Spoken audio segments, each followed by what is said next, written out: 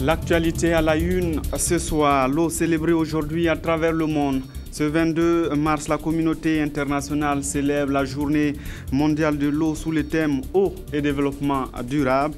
Au Burkina, l'accès à l'eau potable reste un défi. Un tour dans les environs de Ouagadougou et Akoumi dans ce journal.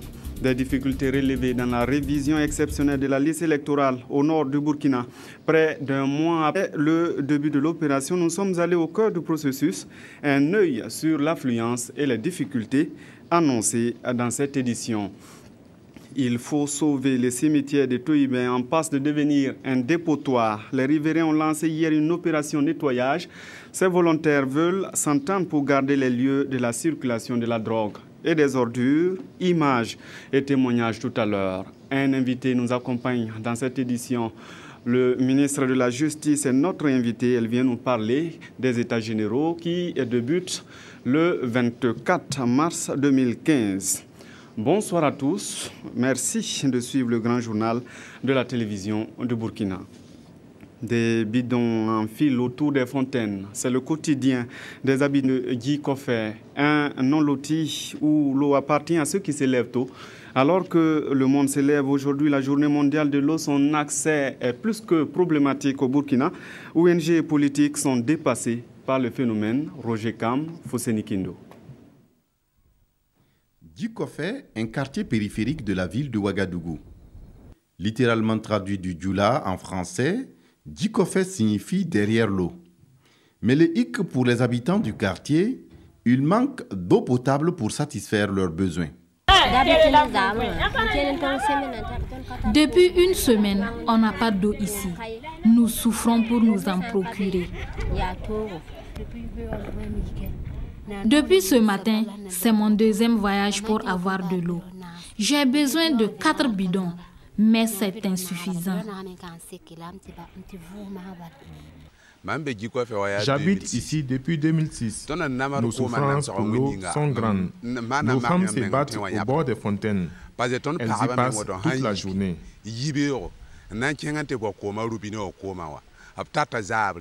Pour disposer du précieux liquide, les femmes du quartier sont obligées de parcourir de longues distances, abandonnant ainsi certains travaux ménagers.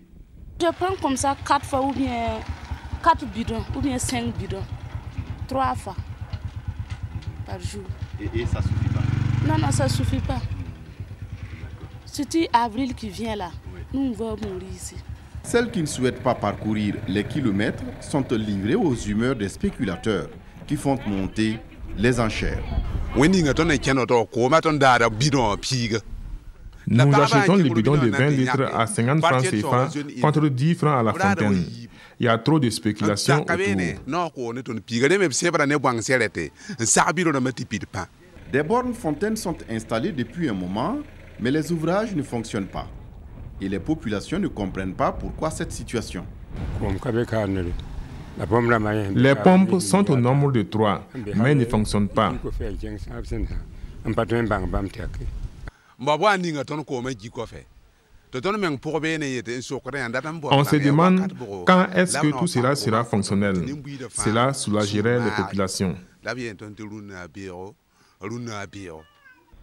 La pénurie d'eau à Guy Koffer est telle qu'à certains moments de l'année, c'est l'eau du barrage de Yamtenga qui devient le recours ultime pour satisfaire leurs besoins.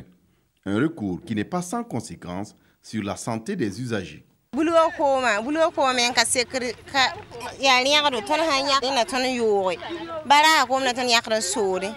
L'eau du puits est impropre et ne suffit pas. Nous nous lavons avec l'eau du barrage, avec tout son lot de problèmes. Tu enlèves l'eau là comme ça, et puis il y a quelqu'un qui dit quoi pour rentrer là. Ton cœur là, ça fait boum boum. Pourquoi? L'eau là, quand tu vas enlever, donner, la personne elle va laver ou bien elle va boire là, c'est difficile. L'accès à l'eau potable est un droit fondamental de l'être humain au Burkina Faso. Le programme national d'approvisionnement en eau potable est le référentiel qui planifie et indique les actions à mener pour un accès durable des populations à la ressource eau. Il est vrai que les ressources diminuent à mesure que les demandes accroissent. Mais la situation à Guy Koffer et à travers le pays n'est pas étrangère aux autorités en charge de la gestion de l'eau au Burkina. Dans la ville de Ouagadougou, on est en train d'étendre. Donc la stratégie, la politique qu'on a adoptée, c'est de faire en sorte que les bonnes fontaines ou les branchements privés puissent atteindre tous les quartiers périphériques.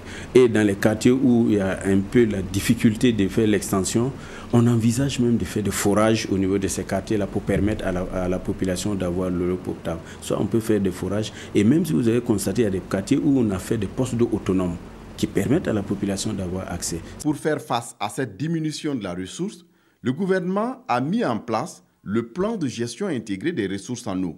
C'est le secrétariat permanent du PAGIR qui a la charge de cette gestion intégrée.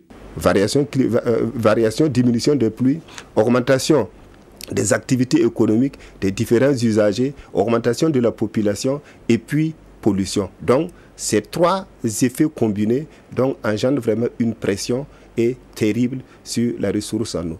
Et c'est pourquoi l'objet de SP PAGIR est d'attirer aussi l'attention sur l'ensemble des usagers sur le caractère extrêmement limité de nos ressources en eau. D'attirer l'attention de l'ensemble des usagers sur la nécessité d'avoir un comportement citoyen. Ce 22 mars, la communauté internationale célèbre la Journée mondiale de l'eau, une occasion d'interpellation, mais aussi d'introspection pour les gouvernants. Toute activité dépend de l'eau. Quand vous avez les mines, l'hydroélectricité, l'utilisation de l'eau à des fins, j'allais dire, économiques, mais également à des fins sociales. Parce que vous savez très bien que l'eau a un rôle social également. Donc c'est attirer l'attention de tous ces usagers de l'eau sur le fait que l'eau est une ressource rare qu'il faut gérer, et gérer, comme je l'ai dit, dans le sens d'un développement durable, dans le sens de pouvoir satisfaire nos besoins en termes économiques, nos besoins en termes environnementaux, mais nos besoins aussi en termes sociaux, mais de façon à ce que nous ne compromettions pas, si vous voulez, l'eau pour les générations à venir. La situation à Djikofé et dans bien d'autres localités du Burkina où la question de l'eau reste entière doit donc interpeller. Et pour le docteur Lompo, les programmes post-OMD sont en cours d'exécution pour aider à disponibiliser la denrée en quantité et en qualité. Même scène à Komi, un village rattaché à la commune de Bobo-Dioulasso. Là-bas, la plupart des fontaines sont en panne et les populations doivent désormais boire à la rivière. Les seules fontaines qui tiennent encore sont source de division et des querelles dans le village. Christine Koulibaly. Difficile d'emprunter la route nationale numéro 8 axe Bobo-Orodara sans remarquer cette scène à certaines heures de la journée. Cet affluent du fleuve Kou est le point de convergence d'enfants et surtout des femmes de Koumi. Lessive, vaisselle, baignade, corvée d'eau, bref, c'est selon. Et pour Sidala Sanou, c'est l'heure de la corvée d'eau. Une corvée qui l'amène sur une piste sinueuse, difficile d'accès. Mais à quoi lui sert cette eau ramenée au bout de 1001 efforts? Nous utilisons cette eau pour le ménage, la cuisine. Nous la buvons aussi.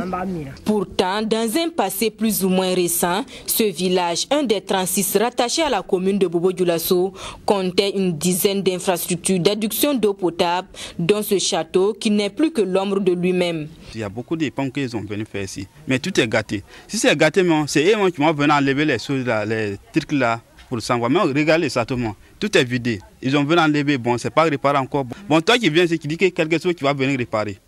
Qui vient, les trucs qui est dedans, qui enlève tout, qui s'envoie, qui ne vient pas encore. Aujourd'hui, seulement 3 forages fonctionnent et peinent à répondre à la pression démographique. Si tu vas à la fontaine, tu n'as l'eau que vers midi. Dans ce cas, tu vas revenir faire la cuisine quand? Pour les enfants qui rentrent de l'école. Pour celles qui font l'option de l'eau potable, c'est la croix et la bannière. Moi, je suis ici depuis au matin. Je n'ai pas encore trouvé l'eau d'abord. Il y a beaucoup de gens. Et puis, l'eau là même, ça ne suffit pas. Je viens ici vers 4 h du matin. Vers 5 h, j'ai une bassine d'eau. Après, il faut attendre midi, puis revenir te mettre encore dans le rang. et espérer avoir une autre bassine d'eau le soir.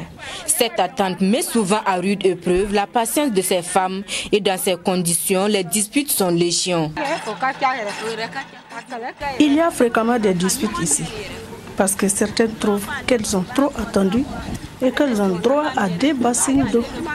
Même ce matin, nous sommes encore disputés. C'est donc pour éviter ces disputes récurrentes dues aux longues files d'attente que certaines optent pour l'eau du cours d'eau avec son corollaire de risques sanitaires. Actuellement, comme on n'est pas en période de paludisme, la plupart des maladies qu'on a actuellement, c'est des maladies liées à l'eau.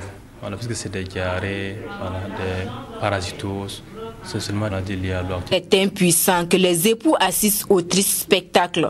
Vraiment, ça nous touche beaucoup, mais on n'a pas de moyens. Il fait que au Marogo, il y a d'autres qui pissent là, pour venir même aux Canaries. Il y a d'autres qui se lavent, il y a d'autres qui se baignent là-bas. Donc, vraiment, il n'y a pas de moyens, c'est ça seulement. Nous avons pitié de nos femmes, mais nous n'avons pas le choix. Sinon, rien que l'accès au cours d'eau est difficile. Et puis, les gens font tout dedans, et c'est cette eau que nous buvons. À la fontaine aussi, il y a trop de monde. C'est vraiment parce que nous n'y pouvons rien. D'où cet appel à d'éventuelles bonnes volontés. Vraiment, le problème d'accès à l'eau potable nous fatigue ici. Il y a des fontaines, mais elles sont en panne. Si on peut nous aider à les réparer, ça nous soulagera beaucoup. Que ce soit la réparation des fontaines en panne ou la construction de nouvelles, peu importe l'aide. Elle est la bienvenue pourvu qu'on ait de l'eau potable. Un appel que nous l'espérons ne tombera pas dans l'oreille d'un sourd et que de bonnes volontés entendront le cri de cœur des quelques 4000 âmes de Koumi. En attendant, le sacrifice des longues files d'attente devant les forages en vaut la peine car il y va de la santé de toute la famille, notamment des tout-petits qui payent souvent le lourd tribut de la consommation de l'eau non potable. Et pour disposer de l'eau en quantité, les spécialistes rappellent qu'il faut un bon couvert végétal. Un centre a compris le message à Zitenga dans le plateau central et travaille en protection forestière. Le centre a reçu la visite des producteurs de balais à la faveur de la journée internationale de la forêt libre hier. Maxime Zongo. Kalambouli, Sorobouli et Boromissi sont 3 villages de la commune de Sibi, province des Balais. Là-bas, même si l'environnement est encore propice à l'agriculture, son rythme de dégradation devient de plus en plus inquiétant. Moi, à mon enfance, quand j'étais au CP1, je ne pouvais pas aller plus de 5 mètres du village. Maintenant, les enfants du CP1 peuvent aller jusqu'à 10 km du village. Parce que ça commence à dégrader, tout devient vide, tout a été détruit. Conscient du danger, le Centre international de recherche forestière CIFOR, dans le cadre du projet Forêt et adaptation au changement climatique, en Afrique de l'Ouest ACFAO, y a mené une étude avec pour objectif de contribuer à la restauration du couvert végétal. Sélectionner des sites pilotes au Burkina, où on a conduit des actions de recherche, d'une part pour comprendre les facteurs de vulnérabilité auxquels font face les communautés, dont la variabilité et le changement climatique. Après, c'est de comprendre quelles sont les réponses et les stratégies que les communautés elles-mêmes ont pu développer pour faire face à des chocs qu'ils ont vécu dans le passé, que ce soit des chocs liés au climat, non. Et après, c'est d'identifier avec ces communautés un certain nombre d'actions que le projet va soutenir à titre démonstratif en fait, à mettre en œuvre sur les sites. En partenariat avec l'association Tipalga basée à Ouagadougou, le CIFOR a entrepris ce voyage d'échange à Komnongo, commune de Zitenga, dans le plateau central, pour s'inspirer d'un exemple pilote qui a réussi des merveilles. Vraiment, je suis très ému de voir des choses, un grand miracle que je n'ai jamais vu. Vraiment, quand j'ai visité le centre par rapport au vide que je vois, donc je sais que tout est dégradé par la nature, mais l'homme peut toujours conserver la nature. Les acquis, c'est l'instauration justement de la biodiversité que vous voyez à travers la diversité végétale. Il y a également les petits animaux, les rongeurs, les rats qui reviennent. Il n'y a qu'en exploitant la bande culturelle qui est tout autour justement du site que le partenaire justement tire profit justement avec les productions agricoles en attendant que la forêt naissante justement s'installe. Une contribution donc à la lutte contre la pauvreté et la vulnérabilité en milieu rural. La liste des avantages induits n'est pas quantifiable.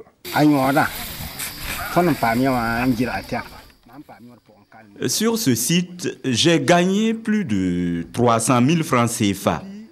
D'abord avec le zaï que je pratique, je produis plus qu'avant. Le bois que je retire de ce site me donne beaucoup d'argent également. Il y a des plantes médicinales qu'on ne pouvait plus trouver qui désormais sont disponibles ici. La paille que les gens viennent solliciter constitue aussi des sources de revenus. Écoutez les témoignages échangés entre pairs producteurs sur les contraintes et défis, discuter sur les techniques utilisées, voilà entre autres l'objet de cette visite. Par cette initiative, le CEFOR, qui a bénéficié de l'appui du Fonds français pour l'environnement, a pour ambition de contribuer au développement des politiques et projets d'adaptation basés sur l'écosystème. Le renforcement de la gestion durable des forêts, l'accroissement des capacités adaptatives des groupes sociaux vulnérables sont entre autres la finalité de cette bataille engagée par le CEFOR et ses partenaires. Pour eux, des initiatives de plus en plus hardies sont indispensables si l'on veut surmonter les conséquences de plus en plus désastreuses du changement climatique. Dori reste une destination pour mieux comprendre la nécessité de la protection de l'environnement. Car dans le Sénat, on ne parle pratiquement plus de forêt. Conséquence, les bonnes terres se comptent au bout du doigt, si bien que la question foncière se pose avec acuité, comme c'est le cas du village de Kagouri. Pour éviter les conflits, les habitants viennent de se trouver une charte locale. Issa Lankwambe. C'est une zone de 45 000 hectares à cheval sur 14 villages de la commune de Dori dont l'existence pourrait bientôt être menacée et du fait d'intérêts divers et parfois divergents. Sur cette terre cohabitent agriculteurs, éleveurs et d'autres producteurs avec souvent des conflits. Sécuriser l'espace de production devient alors une nécessité pour que tous les producteurs puissent y trouver de quoi satisfaire leurs besoins. D'où l'initiative d'élaborer une charte foncière pour cette zone appelée Kougari et portée par l'ONG A2N avec comme objectif principal le renforcement des capacités de résilience des populations par la sécurisation foncière et l'amélioration des systèmes de production. C'est un travail qui va se faire, je dis, de façon participative avec les services techniques déconcentrés de l'État, mais surtout au premier plan avec l'appui avec qui nous avons un protocole de collaboration dans le cadre de la mise en œuvre de ce projet-là. Il faut d'abord commencer par informer, par sensibiliser les populations.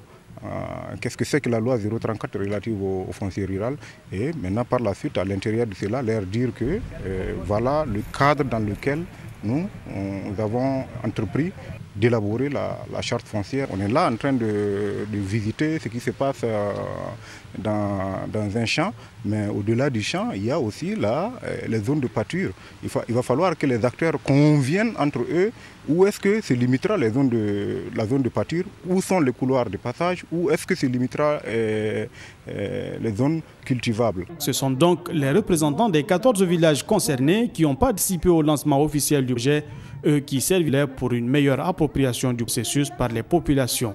Je pense que l'élaboration d'une charte va contribuer en tout cas à diminuer un tant soit peu les conflits que nous connaissons dans nos localités ici.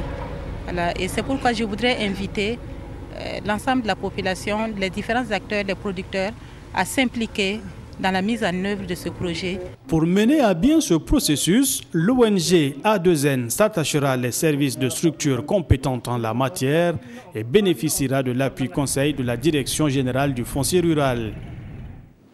De ce journal, Madame Joséphine Ouédraogo, ministre de la Justice, de la Promotion civique et des droits humains, garde des Sceaux.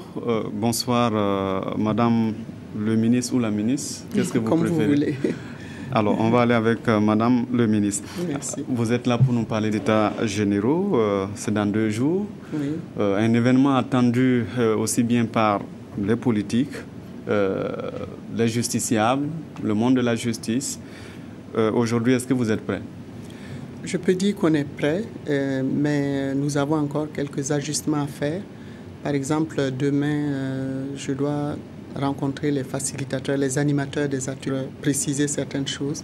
Également, le collège des médiateurs, etc., etc. Mais je peux dire que nous sommes prêts pour mardi. Alors, vous allez réunir combien de personnes et oui. Quel est le profil? Disons que le schéma des États généraux, c'est qu'il y a 2 plénières.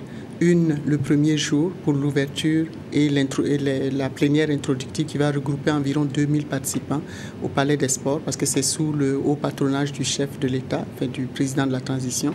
Et la deuxième plénière, c'est la clôture le samedi dans la matinée. Et entre les deux, nous avons les ateliers qui regroupent 500 personnes au total. Et les participants ont été choisis de telle sorte que nous avons une représentation de l'ensemble des catégories socio-professionnelles et sociales du pays, pas seulement le monde de la justice. En fait, le monde de la justice représentera à peine 40% des participants.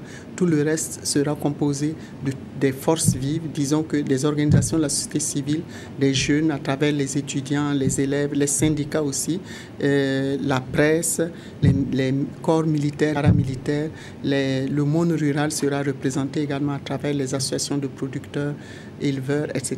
Donc c'est une diversité de participants. Oui, mais est-ce que ce sont des gens qualifiés, qui ont la qualification pour parler des questions de justice? Ce sont des personnes qui peuvent s'exprimer, en tout cas en français, et qui sont préoccupées. C'est une condition? C'est une condition forcément puisque les travaux se font en français. Et ce sont des personnes qui ont de la réflexion sur les questions de justice parce que nous avons fait des émissions radiophoniques au préalable. Et pour donner la parole aux populations, nous avons senti que tout le monde a quelque chose à dire sur la justice, en quelque sorte. Donc leur participation est importante parce que nous ouvrons le monde de la justice et c'est quand même une première parce que les autres forums ou conférences sur les questions de justice, c'est quand même en grande majorité les acteurs de la justice entre eux qui travaillent. C'est normal puisque ce sont des questions purement techniques à ce moment-là. Alors, vous avez parlé de forum. On se rappelle qu'en 1998, je crois, oui. Il y a eu un forum national sur la justice. Aujourd'hui, oui. On parle des États généraux, mais c'est une question de sémantique. Alors, est-ce que vous pouvez nous garantir déjà que vous avez le rapport de ce forum-là? Bien sûr, j'ai été le chercher, le lire. En 1998, ce forum a donné naissance en 2010 à la politique nationale de justice. Et donc c'était une rencontre du monde de la justice pour examiner, faire le diagnostic, c'est vrai, de l'état des lieux de la justice à ce moment-là. Ce qui veut dire qu'on connaît les problèmes de la justice à travers... Ça ne suffit pas, il faut actualiser.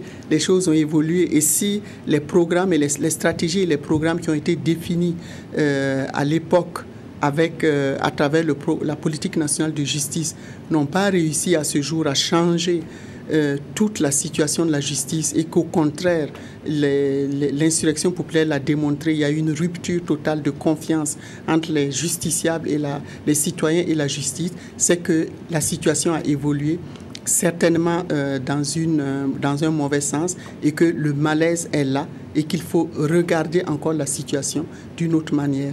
Et c'est pour ça que la formule n'est pas un forum, mais des États généraux, parce que les résultats doivent être différents d'une simple politique nationale de justice. Les résultats du forum, ce sont des engagements. Ce ne sont même pas des recommandations, ce sont des engagements. C'est pourquoi ça va prendre la forme d'un pacte. Un pacte est une sorte de charte, hein.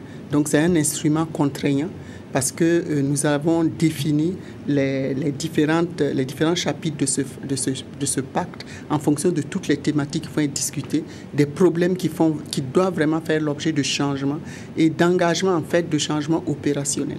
Ce qui veut dire que tout ce qui sera décidé au cours de ces états généraux-là seront forcément appliqués. Exactement, parce que le pacte s'accompagne d'un mécanisme de suivi de veille, de suivi et d'interpellation qui va d'ailleurs être transformé, disons, consacré en autorité de mise en œuvre du pacte. Donc nous nous arrangeons pour que ces états généraux donnent lieu à des engagements des diverses parties. Parce que si vous voulez, par exemple, réaliser l'indépendance de la magistrature, il faut que l'exécutif comprenne en quoi il influence la bonne marche ou la mauvaise marche de la justice, parce que l'exécutif doit laisser la justice travailler. Mais tout cela va être discuté pendant les États généraux et indiqué à travers le pacte la place de l'exécutif par rapport au système judiciaire. Également, quand on parle d'indépendance, c'est même à l'intérieur même du monde de la justice, les magistrats par rapport à leur propre serment. Donc il y a tout un tas d'aspects de l'indépendance de la justice qui vont être examinés et donner lieu à des engagements de part et d'autre. Donc pour chaque point, nous allons les examiner sous l'angle d'engagement, de changement à faire de manière claire et opérationnelle. Alors pour le justiciable qui nous suit actuellement, son problème, au-delà des questions dans les tribunaux de crimes de sang ou bien de crimes économiques, c'est beaucoup plus les actes. Est-ce qu'à l'issue de ces états généraux-là, il peut être sûr qu'on ne lui prendrait pas de l'argent, par exemple, pour établir son casier judiciaire ou bien je ne sais pas, son certificat de nationalité? Là, vous parlez de la corruption. La corruption tient une place vraiment importante dans les débats, dans les discussions au niveau pendant les États généraux. Et la corruption fait déjà l'objet d'une loi, ce qui est une excellente chose. Et donc, toute la moralité, parce qu'on a un chapitre sur la moralisation du monde judiciaire et les questions d'éthique. Et donc, tout cela va croiser les questions de corruption. Ce qui fait que le pacte vraiment touche le cœur même du fonctionnement de la justice. Et l'accessibilité des services aussi de la justice va être traitée. Le fonctionnement des différentes juridictions et des autres services et les relations entre les justiciables et les acteurs de la justice, les relations entre les acteurs de la justice eux-mêmes, etc., etc. Nous allons vraiment voir les choses sous des contours qui n'ont jamais été abordés de manière aussi explicite et opérationnelle, c'est-à-dire en termes d'action à prendre pour le changement. Alors la rencontre va se terminer le 28 mars. Oui. Est-ce que le 30...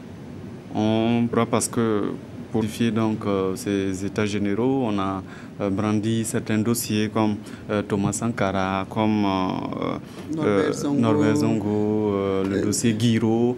Est-ce que le 30, c'est d'ailleurs la journée nationale du pardon, ou c'est devenu la journée nationale du souvenir. Oui. Voilà. Est-ce que le 30, on peut rouvrir par exemple le dossier Sankara? Ce n'est pas... On n'a pas brandi le dossier Sankara, le dossier Norbert Zongo, le blocage des dossiers de crimes de sang pour justifier les états généraux. Le blocage ou les retards accusés dans le traitement de ces dossiers-là, ça fait partie des problèmes de la justice, des questions d'indépendance de la justice, mais il y a tout un ensemble de facteurs autour de cela. Et nous n'avons pas attendu les états généraux pour faire avancer déjà, pour poser quelques actes déjà en direction du traitement de ces dossiers. Nous avions déjà parlé de ça à d'autres niveaux. Le dossier Norbert Zongo a été rouvert. Le dossier Thomas Sankara est en train d'avancer avec le décret sur l'exhumation. Il y a également la famille vous rétorque que la préoccupation première, ce n'est pas l'exhumation, mais c'est beaucoup plus. Mais l'exhumation fait partie de la procédure d'instruction. Donc, sans l'exhumation, ça dit que les deux se font en parallèle. Donc, l'instruction ne peut pas non plus avancer sans l'exhumation. Donc, tout cela contribue à faire avancer le dossier Thomas Sankara. Alors donc, rendez-vous mardi 24 mars pour donc parler de la justice burkinabé. On va vous dire merci d'être venu sur ce plateau. C'est à moi de vous remercier. On va donner l'occasion d'exprimer. Voilà.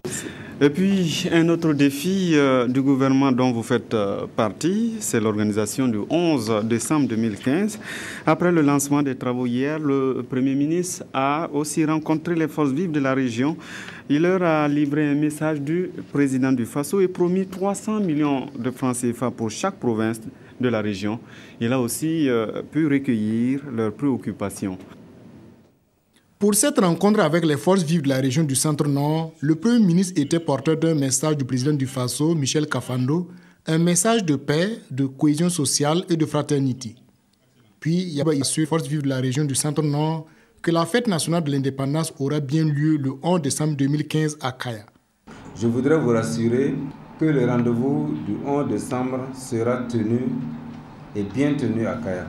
Des travaux de bitumage et de réalisation des infrastructures, le chef du gouvernement a également rassuré les populations que ces activités seront exécutées à temps et dans les normes de qualité requises. Choisissant des 3 provinces du Centre-Nord, le gouvernement va octroyer 300 millions de francs CFA à chacune afin de les permettre de réaliser d'autres activités prioritaires et consensuelles. Des échanges à bâtons rompus avec le chef du gouvernement, les porte-paroles des différentes couches socio-professionnelles n'ont pas été avares en question.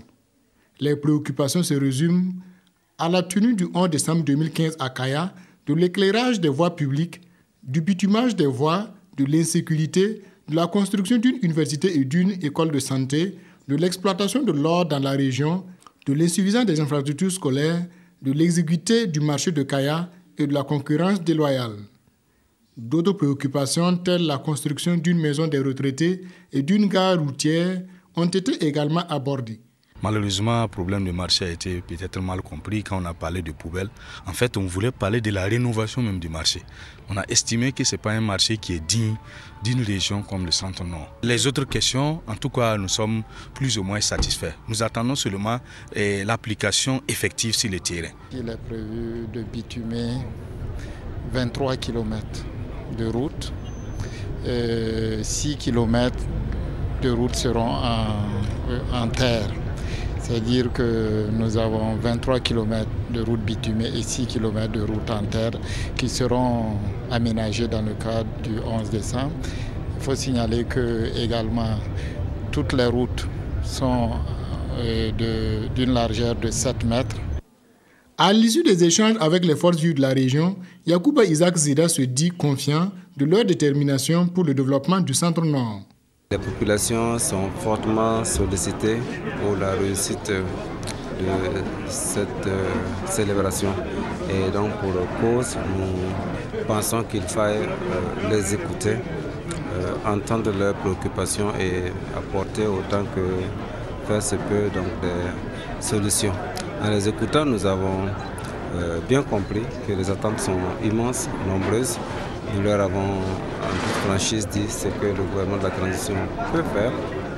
Et ce qu'il ne peut pas faire, nous prenons cela en compte également. Nous allons l'inscrire dans un cadre formel. Espérer que donc dans des délais raisonnables, cela pourra être réalisé. Avant de quitter les forces vives de la région du Centre-Nord, Yacouba Isaac Zida les a invités à faire la différence et la bonne avec les commémorations des 11 décembre précédents, en s'inspirant de leurs acquis et de leurs insuffisances pour mieux faire à Kaya. Sur le chemin retour, le Premier ministre s'est arrêté à Korsimoro. Sur place, il a visité un centre hôtelier et un centre culturel pour encourager son promoteur. Il est natif de la région. Les infrastructures pourront aussi servir pour le 11 décembre 2015. Lazare Pouya. À Korsimoro, le Premier ministre a visité un centre culturel et un complexe hôtelier privé en construction. Ce complexe, qui appartiendrait à un natif de la localité du nom de Martin Ouedraogo, est une belle initiative de contribution au développement de la province. Yacouba Isaac Zida a donc tenu à se rendre sur les lieux afin de constater de visu l'évolution du chantier et encourager l'intéressé. Débuté en 2012, ce chantier a un taux d'exécution de 45% selon les promoteurs. Tout d'abord, remercier son Excellence d'être passé, d'être venu nous rendre visite. Et ce que nous l'avons présenté, un complexe hôtelier, donc un hôtel de 36 chambres. Actuellement, nous sommes à la phase de la charpente, d'une salle de conférence de 250 places. Et en plus, nous avons monté le centre culturel de Korsimoro, nommé CCK. Là, nous avons une salle de projection, des places assises et un restaurant. La salle de spectacle du centre culturel, une fois achevée, aura une capacité d'accueil de 700 à 1000 places. Au dit des promoteurs, ces infrastructures seront achevées avant le 11 décembre 2015.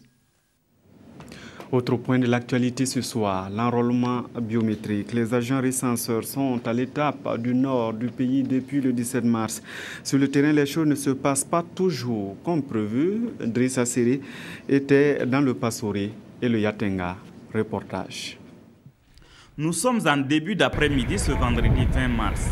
L'équipe des superviseurs de la CENI reçoit un appel d'urgence. À 13 km de Yako, précisément à Moutoulou-Boulguin, l'opératrice de kit du bureau numéro 1 signale une panne technique. Des dispositions sont immédiatement prises pour porter secours à l'opératrice en détresse. J'ai constaté effectivement qu'il y avait des jets d'eau sur l'imprimante et j'ai constaté que c'était l'encre qui était finie.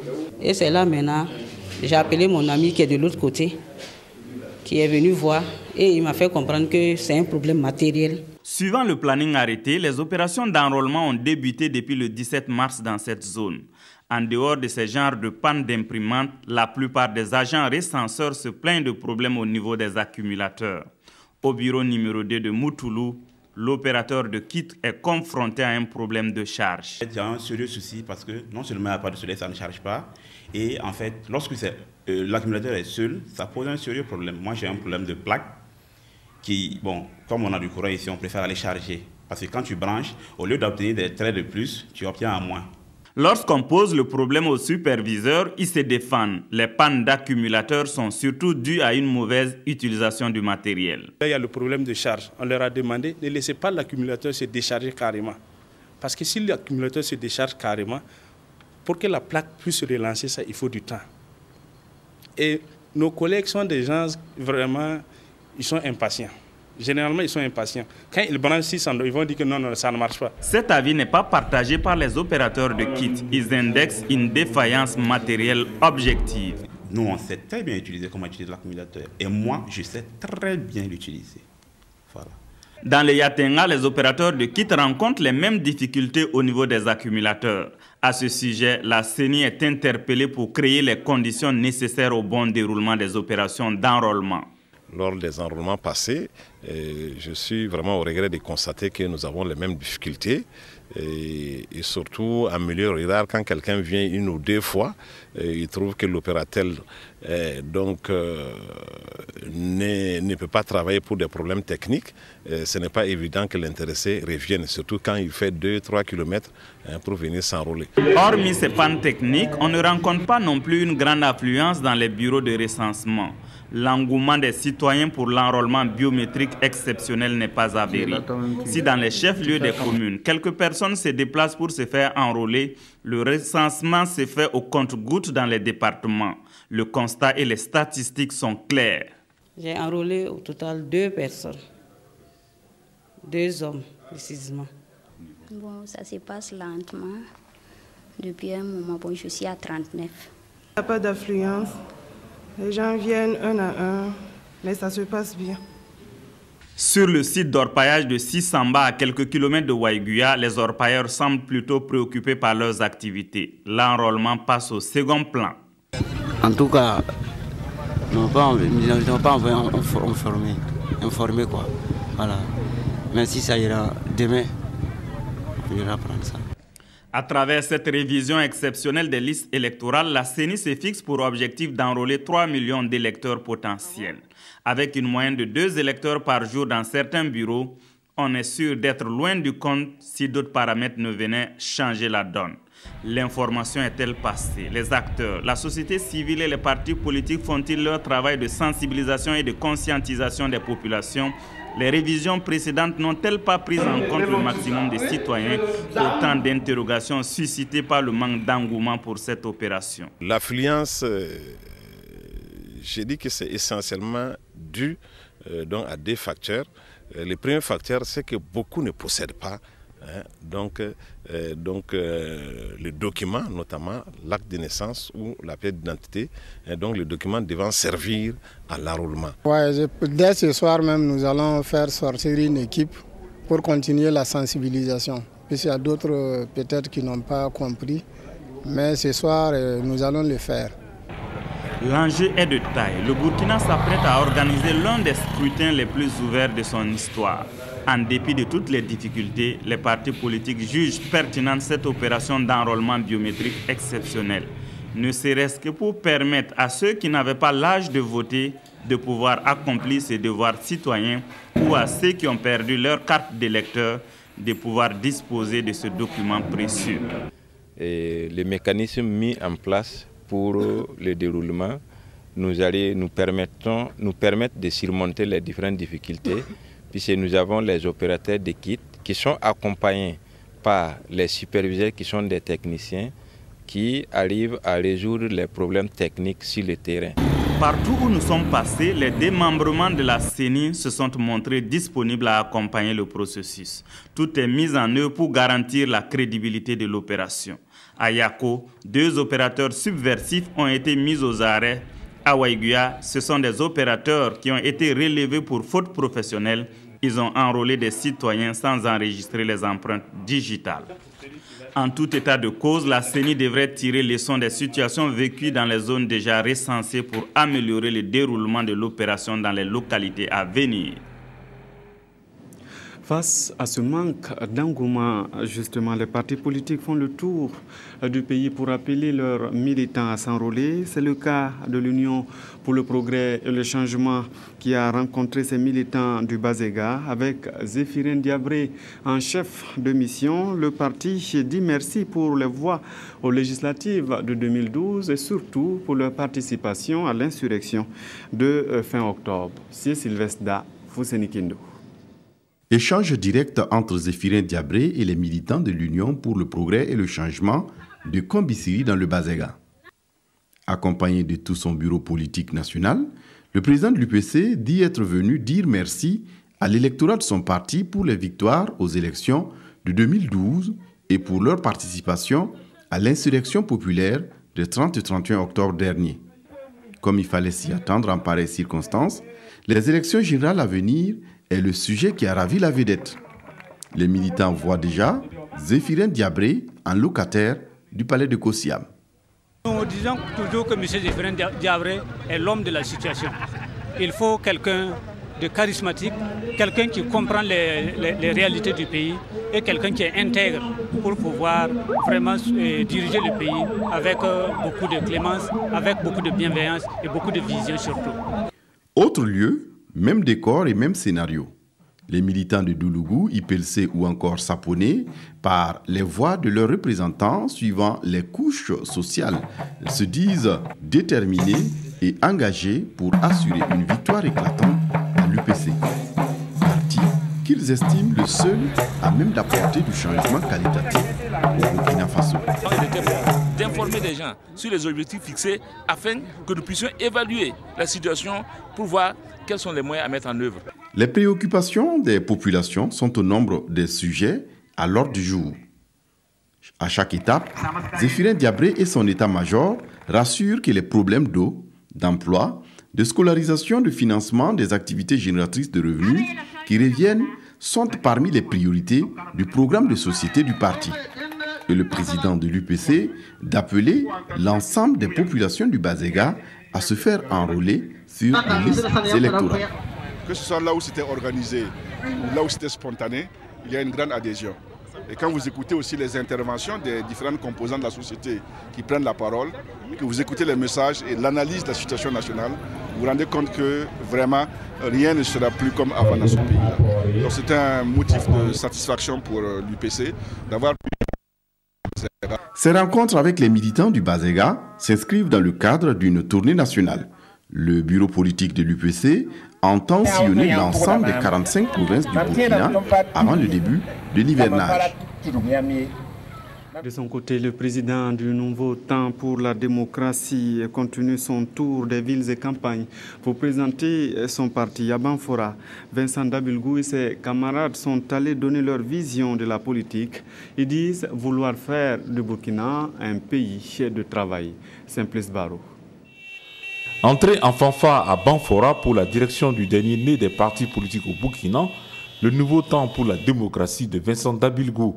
Après Seba dans le Yaga, le bureau politique national du NDT, le Nouveau Temps pour la démocratie investit la cité du paysan noir avec ambition, faire la politique autrement au Faso. Nous avions fait un constat que les problèmes de notre pays nous imposent un nouvel engagement. nous devons nous engager, nous jeunes, nous les femmes, nous les anciens, mais aussi nous les producteurs, qui ont encore de l'ambition pour notre pays, pour donner une nouvelle vision pour le Burkina Faso, un nouvel engagement pour faire notre pays un pays qui travaille, un pays qui croit en lui-même, mais un pays aussi qui sait innover.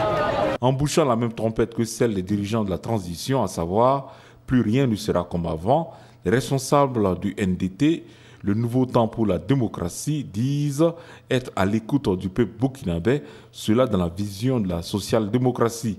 Aussi au regard des enjeux électoraux qui se profilent à l'horizon, ils n'entendent pas faire la figuration. En outre, ils demandent à leurs militants des cascades de s'inscrire sur les listes électorales à compter du 14 avril prochain.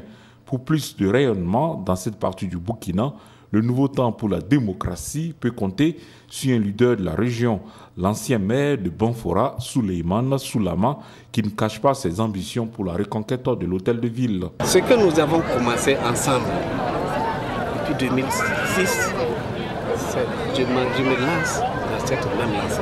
Il faut travailler pour les populations. Il faut toujours travailler pour les populations. Travailler pour la France jeune, cette jeunesse qui est perdue aujourd'hui. Ils ne savent pas à quel sens se vouer parce qu'il y a trop de problèmes. Il faut que nous puissions écrire l'histoire de notre pays, de notre province, de notre région et de notre ville. Le NTD, Nouveau temps pour la démocratie, a pour devise démocratie, justice, travail, compte en son sein des figures assez connues du landerneau politique burkinabé. Pendant ce temps, la nouvelle alliance du Faso va à la conquête du Sénat. Le parti qui porte la candidature de Djibril Bassolé dit être une force de proposition et non un parti qui rallonge la liste des partis politiques. Issa Lankwande, reportage. Venus des 6 communes que compte la province du Sénat, ces militants et sympathisants de la nouvelle alliance du Faso ont répondu à l'appel du parti pour écouter le message de la délégation du bureau national. Pour ses premiers responsables, la NAFA n'est pas venue pour allonger la liste des partis politiques, mais plutôt comme une force de proposition politique et citoyenne afin de répondre convenablement aux aspirations des Burkinabés. Et l'homme qu'il faut soutenir pour la paix et la sécurité du Burkina Faso, c'est Djibril Bassolé. La NAFA est faite pour servir et non pour desservir. La NAFA est faite pour le développement du Burkina.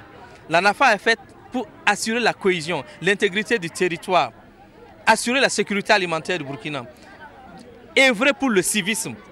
Autrement dit, on ne peut pas développer un pays dans l'incivisme. Et notre candidat, pour son carnet d'adresse, pour ses actions que les gens connaissent à l'échelle nationale et internationale, je pense que tout le monde ici est convaincu que nous avons fait le bon choix. À cette assemblée générale, le secrétaire général provincial du parti, nouvellement installé, a dit être prêt à travailler dans un esprit de paix et de cohésion afin d'atteindre des résultats probants. C'est d'abord cultiver la cohésion, l'entente, la communication au sein des membres du bureau. Et de faire un travail de porte en porte, de montrer aux populations du Sénat que le parti NAFA est le bon choix. La représentante du président à cette assemblée dit être satisfaite de la mobilisation qui témoigne de l'adhésion des populations aux idéaux de la NAFA. Elle a invité les responsables des sections et des sous-sections à travailler davantage pour l'implantation du parti dans toute la région. Et comme les regroupements politiques se font au kilomètre carré chaque week-end dans nos villes et campagnes, on avait plus au nord une rencontre du Congrès pour la démocratie et le progrès à Gorom Gorom. Selon les militants du CDP, le CDP vit dans l'Oudalan. Les responsables sont venus de Ouagadougou soutenir la base. Bernard Diasso. Revue de troupes pour la section provinciale de l'Oudalan du Congrès pour la démocratie et le progrès CDP. Les structures de base et les militants se sont retrouvés pour réaffirmer leur attachement au parti. Le CDP, donné pour mort au dire de certains, vit et va continuer à jouer sa partition dans le jeu politique selon ses militants. Nous avons souhaité cette rencontre pour montrer que le CDP est bel et bien vivant dans la province de l'Oudalan. Donc c'est pour cela que nous avons rassemblé aujourd'hui nos militants afin de leur lancer un message pour leur dire de se mettre debout et de se remobiliser encore plus davantage afin que nous nous préparions pour les nouvelles échéances à venir. Des responsables venus de Ouagadougou ont appelé leurs camarades militants à s'enrôler massivement pour assurer une victoire au parti au sortir des prochaines élections. D'où ce soutien aux camarades militants de l'Oudalang. Un message d'abord d'encouragement à ceux de nos camarades qui sont ici, un message de solidarité et nous les invitons vraiment à faire preuve. C'est des jeunes, des vieux et des femmes qui, tour à tour, ont réaffirmé leur attachement à l'ex-parti majoritaire. Le CDP, depuis sa création, il n'avait jamais manqué un député au niveau de Oudalang. On ne pense pas s'il va manquer aussi cette fois-ci. Parce qu'à la base, je n'ai pas rencontré quelqu'un à la base qui me dise que lui, il n'est plus au CDP. En entendant le verdict des urnes, aucun parti politique ne semble vouloir laisser le champ aux autres. Et le CDP n'entend surtout pas perdre du terrain ici à Gorom-Gorom. Voici un demi-siècle que l'école de Douré forme ses fils, mais cette célébration arrive à un triste constat. Les enfants préfèrent désormais les sites aurifères aux classes au lieu de la fête. Les anciens ont réfléchi sur la question. Draman Guéné. 1963-2015, l'école primaire de Douré dans la commune de Yako a 50 ans révolu. Un jubilé d'or célébré ici par les anciens élèves de l'établissement qui, selon eux, doivent leur situation actuelle à ce temple de savoir. Au-delà des festivités, cette commémoration est une occasion pour ces anciens de stimuler la scolarisation chez la jeune génération dans une zone à forte exploitation minière. Ça a été l'occasion pour nous de réfléchir sur un certain nombre de thématiques. En l'occurrence, la scolarisation des filles et également le consortium éducatif. Et en troisième position, nous avons réfléchi sur l'influence des sites aurifères au niveau de l'éducation. Une retrouvaille pour moi, puisque les camarades que j'ai quittés depuis les années 70, là, si ce n'est pas aujourd'hui, je ne les ai plus rencontrés. Les autorités présentes à cette cérémonie ont saisi l'occasion pour rappeler la politique gouvernementale sur l'éducation. C'est pour utiliser cette tribune ici, une tribune très privilégiée, pour lancer toujours un appel à la sensibilisation des populations à tous les niveaux sur les questions éducatives, notamment certains défis qui nous restent à relever, tels que la scolarisation des filles et la scolarisation également des enfants en situation de handicap. Étant donc moi-même originaire de cette province, et je pense que cela pourrait susciter effectivement les filles de la région de Douré et vraiment d'aller à l'école. En 52 ans de vie, l'école de Douré ne dispose pas encore de borne fontaine. Le ministre en charge de l'éducation nationale dit en avoir pris bonne note et a remis un lot de matériel à l'établissement pour répondre à une partie de ses doléances. Un autre invité nous a rejoint sur le plateau du Grand Journal. Jérôme Tendrevego, bonsoir. Bonsoir Simon Gongo. Voilà, vous êtes le responsable du service des sports et nous parlons d'un week-end de sport. Alors, ce soir, on a eu les éliminatoires des Jeux africains, c'est au niveau des espoirs, étalons de Burkina Faso, on va les appeler comment, éléphantos de Côte d'Ivoire? Les éléphantos olympiques de Côte d'Ivoire. Olympiques de Côte d'Ivoire. Voilà. Alors, qu'est-ce qui s'est passé sur le terrain? C'était un match qui s'est soldé par un score de 2-1 pour les étalons de Côte d'Ivoire. Donc, vous l'avez dit, c'est un match... Étalons du Burkina, pardon. Donc, c'est un match comptant pour le deuxième et tout qualificatif des Jeux africains Brazza 2015. C'est Cédric, si la régie, voilà, c'est Cédric qui a marqué. Faisal Ouedraogo pour l'égalisation.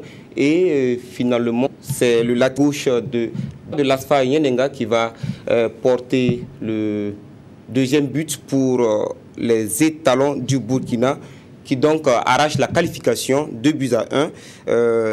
Ça fait du bien parce que depuis les autos, le 15 novembre 2014, les étalons n'avaient plus Tout le monde n'avait plus envie de victoire, donc c'est une victoire qui est bonne pour le moral. Donc, pas de victoire ce soir, il y a eu le 2-1, mais 2 buts quand à même 1. une victoire qui risque d'être un peu compliquée parce qu'au retour... Pas du moment où les Ivoiriens ont marqué un but à l'extérieur, c'est très important parce qu'il leur suffira d'un but à 0 pour nous éliminer. Mais je pense que Cheikh Rachid Koulibaly et ses camarades pourront en tout cas batailler dur à Abidjan pour pouvoir arracher le ticket qualificatif pour Congo-Brazza 2015. La CAN Junior 2015 au Sénégal, Sénégal-Nigeria, ça s'est terminé juste avant le début de ce journal. Le Nigeria. Voilà, les téléspectateurs de la RTB ont dû voir ce match-là en direct sur nos antennes. Un petit but à 0 qui permet au Nigeria de remporter sa 7e CAN Junior dans l'histoire de cette compétition, alors que le Sénégal, pays organisateur, était à la recherche de son premier titre dans la compétition.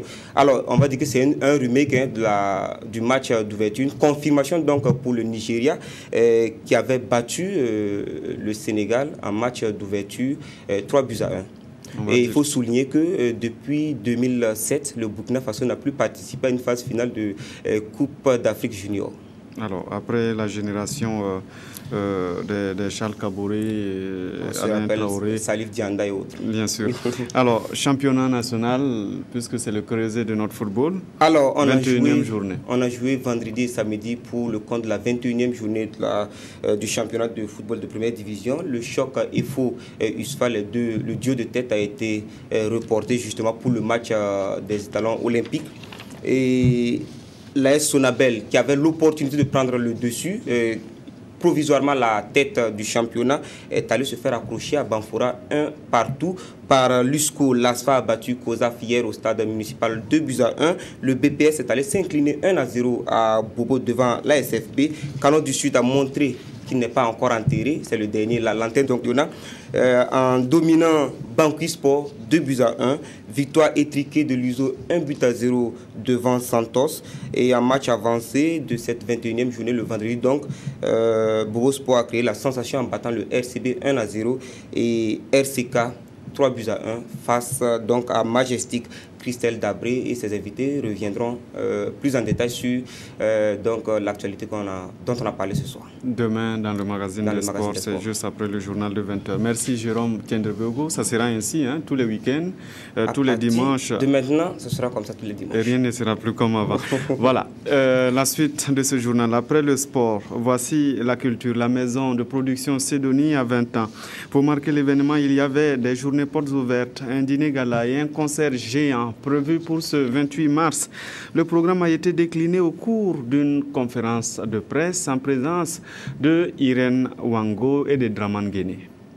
Des journées portes ouvertes pour marquer ses 20 ans. Cédonie Production ne s'arrête pas là. Un dîner gala, une conférence débat sont retenus pour célébrer ces 2 décennies au service de la musique burkinabé. La maison de production veut surtout sensibiliser la population sur la nécessité de soutenir la culture burkinabé et permettre aux artistes de vivre de leur art. 20 ans de Cédonie, c'est un objectif principal, c'est de sensibiliser les populations pour qu'ils puissent soutenir la culture, pour que la culture soit un domaine viable pour les artistes et pour les entreprises culturelles. Voilà, donc nous avons 3 jours d'activité. Et la première activité commence le 26 mars à partir de 10h, journée porte ouverte à Cédonie, de 10h à 19h. Donc il y a des écoles et toute la population est invitée à venir voir qu'est-ce que Cédonie fait comme activité. Les organisateurs prévoient un concert le samedi 28 mars à la fin des festivités. Plusieurs artistes sont attendus avec en tête d'affiche Sekouba Bambino de la Guinée. On s'arrête là pour ce soir. C'était l'édition unique du soir. Merci de nous avoir suivis et bonne reprise de travail demain.